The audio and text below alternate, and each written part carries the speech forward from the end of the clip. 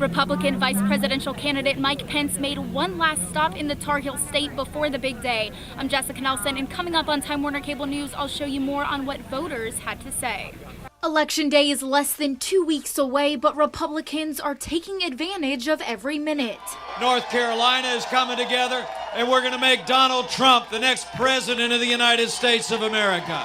During a rally Saturday at the Jacksonville Commons Recreation Center, Vice Presidential nominee Mike Pence talked to a crowd filled with military men and women about Donald Trump's plans for fighting terror at home and abroad. We will rebuild our military.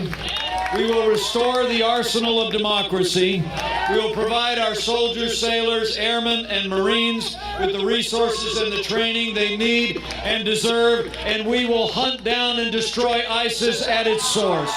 Pence also talked about the nation's economy, comparing ideas between Trump and Hillary Clinton. 47 million Americans are living in poverty, millions more than when Barack Obama became president of the United States.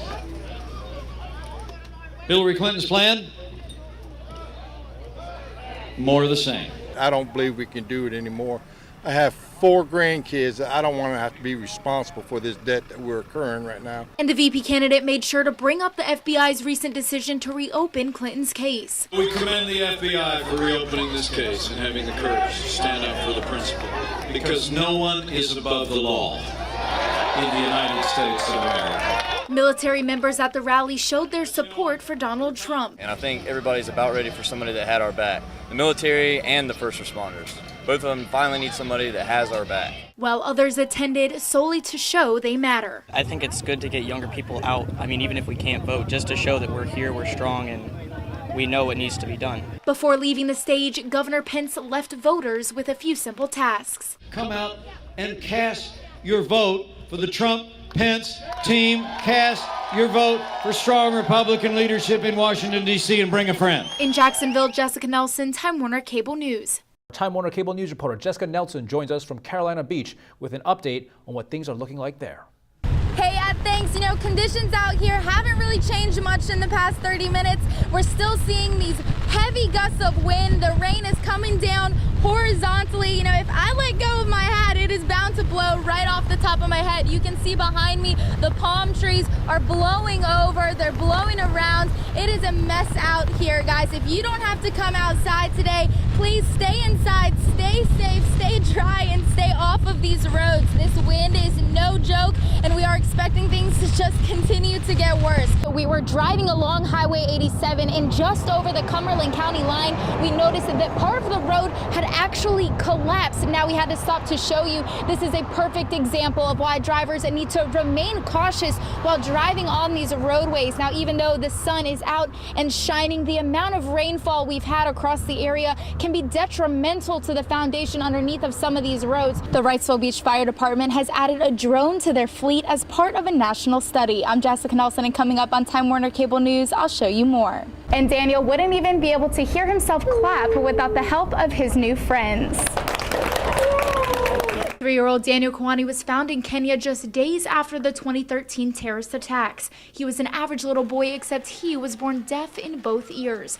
Last September, he became eligible for a cochlear implant in the United States. He just needed a little help getting here. So we put an envelope up in our classroom, and we thought we could make this happen for Daniel. 5th grade teacher Julia Tarquinio says in total the class raised more than $4,000. Daniel was able to come to the U.S., receive the surgery, and meet the students that made it all possible. And while the support has been absolutely amazing up to this point, Prince says there's still a long journey for the shelter and the guests inside. We're not out of it yet, but we're hoping, to be able to rise to the challenge and do everything we need to do to get these babies back where they need to be. Something Stanfield says is possible with a little bit of help.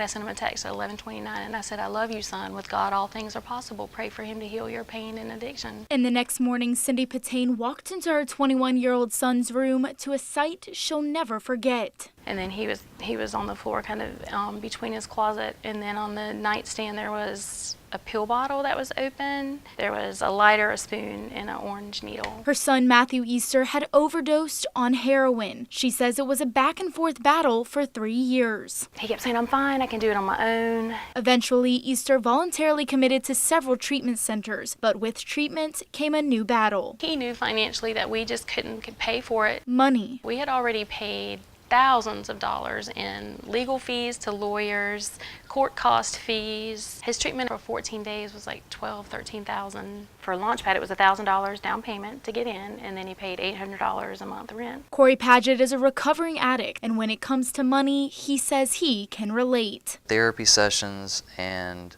doctor's visits and outpatient treatment facilities, they all cost money. He went to a 90-day treatment center that cost $45,000. I had to go to detox. That was another $1,000 out of pocket. While I was there, I had to see a doctor once every week and a half, and that was another $400 while I was there. Dr. Anthony Ninjapa with Coastal MDS says when it comes to this deathly drug, money shouldn't be the issue. He says out of pocket, effective medication can cost $1,500 a month, but luckily most treatments are covered by insurance. They can be expensive if, let's say, someone can't afford the medications. There are assistance programs. While insurance did help, Patain says they struggled to keep their head above the water when it came to finances.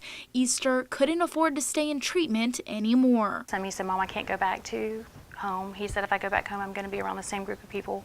I need to go somewhere else. But somewhere else eventually led right back home. But I just felt like had he been there, maybe he would still be alive. In Hampstead, Jessica Nelson, Time Warner Cable News. 74-year-old James Barrow lives his life just like any other individual, except he is deafblind. At the age of 30, Barrow learned he had Usher syndrome and his hearing and vision were deteriorating. But that doesn't stop him from being involved. On Saturday, he joined other members of the deaf and hard of hearing community to learn about resources available to them during emergency situations. I came here to learn more about what they can offer and the procedures that I need to follow, and hopefully that will help me because I do need assistance sometimes during bad situations. And while it can be exciting to walk out on the beach and find all of these treasures, it's important to remember some of this sea life may still be alive. It's exciting, of course, being able to defend the title, get out there on that big stage. I mean, this is what we work for since the summer, right after the season ends. This is what we look forward to for the whole next year. Last year, the team made it to the regional round of the NCAA tournament, but lost to LSU. This year, players say that loss is their motivation to take it to the next level. Defend the title, of course. Win that, move on to a regional. Win that, move on to a super regional. Our sights are just as far as we can go. We want to win it all, honestly. Flooding can cause a problem, especially at nighttime when you're driving. You can't see what's in front of you. You can't see how deep the water is. So if you can, stay home, stay safe, and stay dry. Now, the good news is if you are expecting to come out to the coast for your Labor Day weekend, Tropical Storm Hermine should be well on her way out of town throughout the day on Saturday. Reporting in Carolina Beach, I'm Jessica Nelson, Time Warner Cable News.